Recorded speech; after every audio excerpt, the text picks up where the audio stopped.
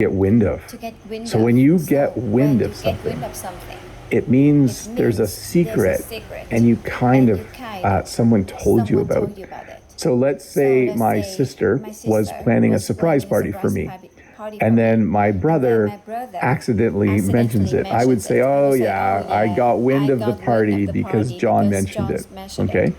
By the way, that's actually my brother's name, John the Canadian. That's his name. So when you get wind of something, it means you hear about something that's going to happen. And it usually means it's a little bit of a secret. Okay? So surprise party would be good. Let's say someone was buying you a gift, and then you hear that they're going to buy a gift for you, then you would say that you got wind of it in the past tense. You got wind of it, to hear about something, to get over. So we talked about this one a bit.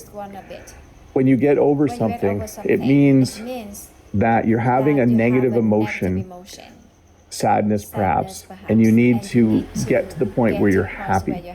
So if you are in a relationship and you break up, you aren't happy right away. You need to get over the relationship. You're going to feel sad for a few days or a few weeks or a few months or a year. You need time to get over it. You need time to think about why you're sad and have more positive emotions. Let's say, let's think of another sad thing. Maybe your dog died. Your dog was old and your dog died.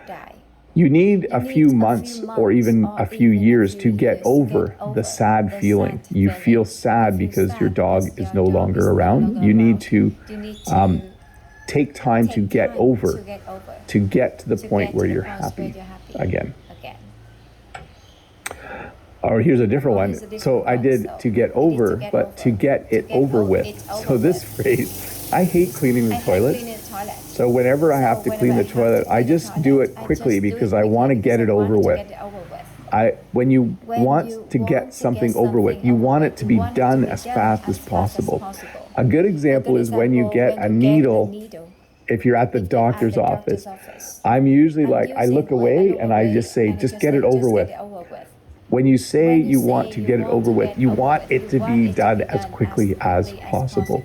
A needle is a great example. You just want to get it over with. You don't want to be at the doctor's office waiting an hour to get a needle in your arm. You just get it over with. Just get it done. You can tell I don't really like getting needles. I look away if I get a needle, but I definitely want to get it over with. I want it to be done as quickly as possible. Oh, to get out of. Yeah, so there's the literal translation, like you can get out of bed, you can get out of a chair. But sometimes people will try to get out of work, or they'll try to get out of something they said they would do. So this guy probably is really sick, but sometimes people fake being sick to get out of work. Sometimes people fake being sick so they don't have to visit someone, so they can get out of visiting someone. Maybe you promised to help someone do a job and you don't want to go. You might try to get out of it. You might make some excuses at some point. So when you try to get out of something, it means you said you were going to do something, or you were required to do something, and you're trying to find a way not to do it. You're trying to get out of doing it, to get through. So we said to get over. You can also say to get through. Okay, so when you are not feeling good, you might need to get through that time. If someone says, I hear that you are not having, that life's rough right now. You could just say, I just need to get through it. So you're at a point in your life where you're sad and you want to be at the point where you're happy, and you need to get through whatever is in the middle.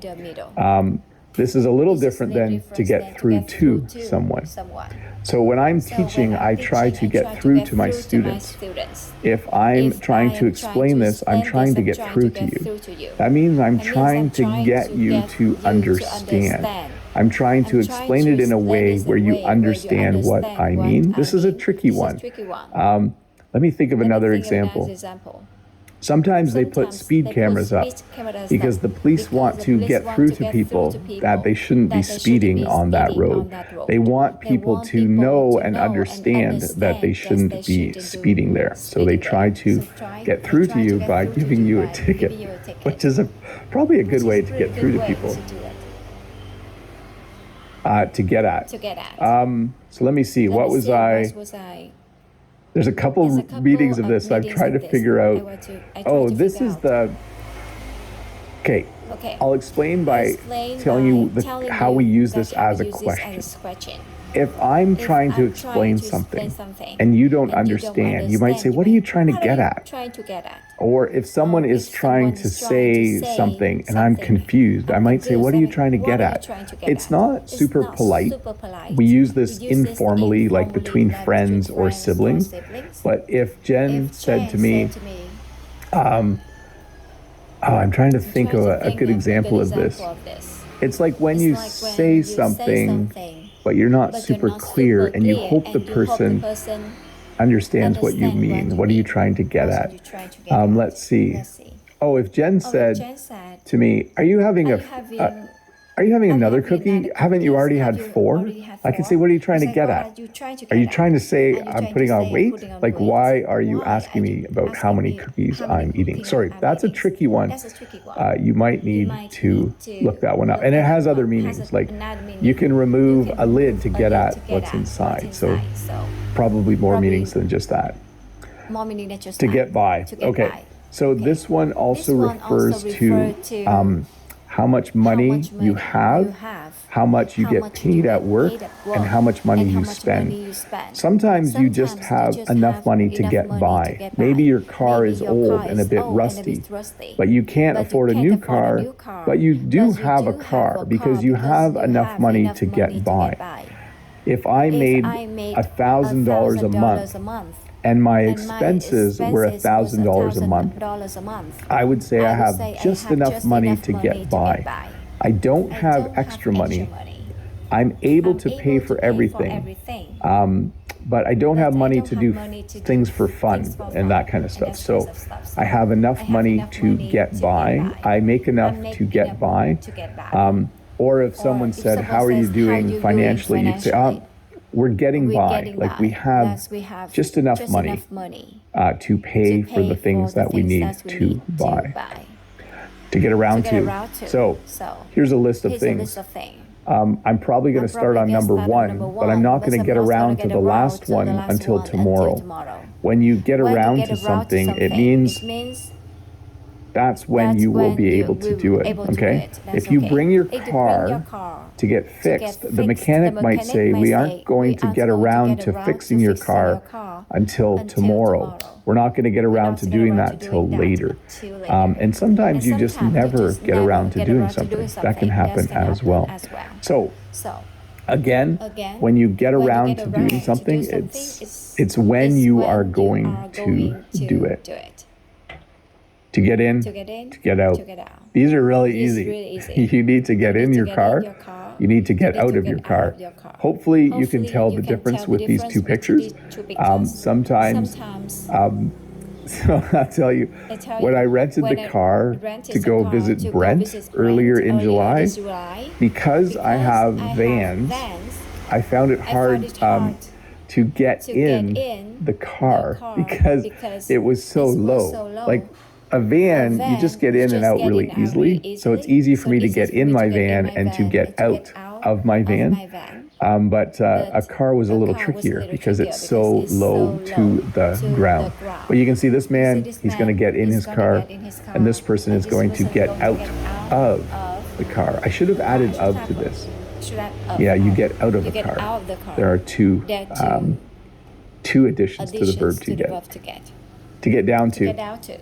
So sometimes Jen and I talk, and there's work we need to do. Sometimes we talk and then we say, okay, we need to get down to work. So it means to get started, particularly when referring to work or a project, okay? So there's a time to talk. Maybe you have coffee, but then eventually you need to get down to work. You need to get down to doing what you need to do. You can even say, okay, let's get down to it, which means let's get started. So you can see these people, they're going to get down to work. They actually are getting down to work if I use the ing form. So when you start something, especially work, you get down to it. I could say this at the beginning of a live stream. I talk for a bit, and then I could say, okay, let's get down to it. Let's get started. To get away, two different ones. Warning, there's zombies in the one I just showed you, in the elevator. This guy is trying to get away. He's afraid of, I don't know if you watch zombie movies, but I'm not going to explain zombies too much, but this guy is trying to get away. He's trying to escape. He's trying to run, so he's not with the people or zombies that are chasing him. He's trying to get away. I think escape is the best verb to replace this.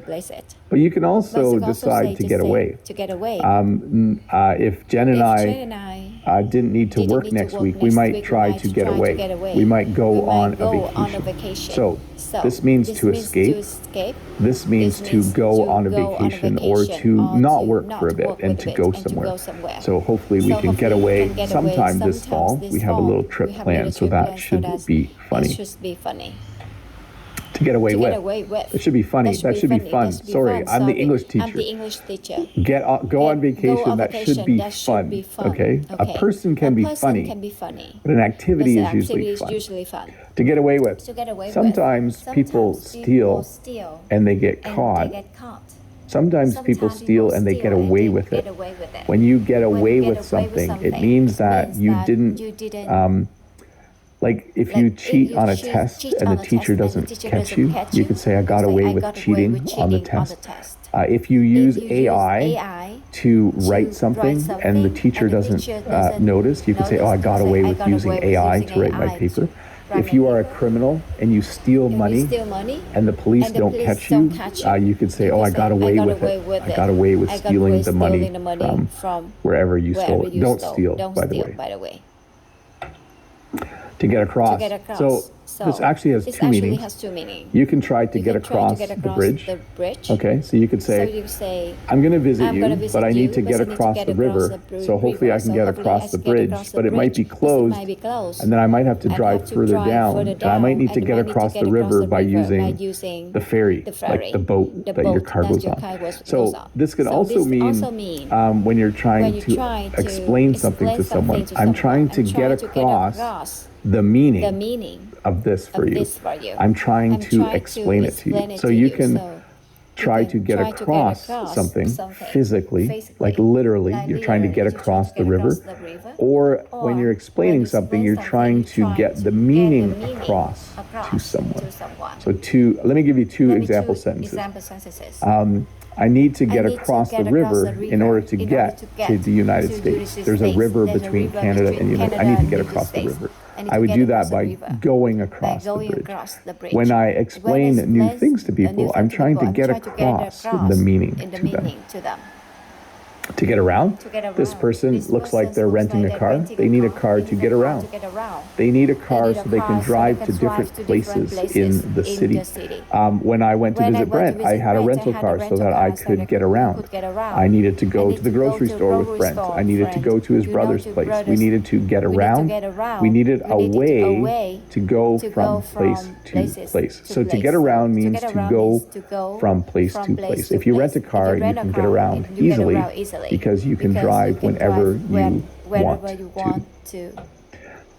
So we also use get for emotions and feelings and those kinds of things. Like if you, let me see, what makes people angry?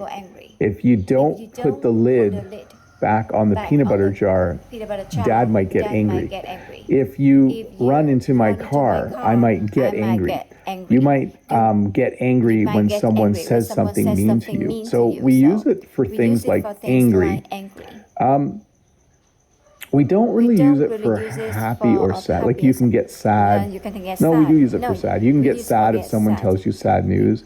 I wouldn't use it for happy though. I'm not sure why, but you can definitely get angry. Like people get angry all the time. Sometimes when people are driving, they get angry at each other. We use phrases like this as well, like it's going to get really warm today, or I might get cold tonight, so I'm going to bring a sweater. So you can, when you're experiencing things like hot and cold, you can get sweaty, you can get hot, you can get cold.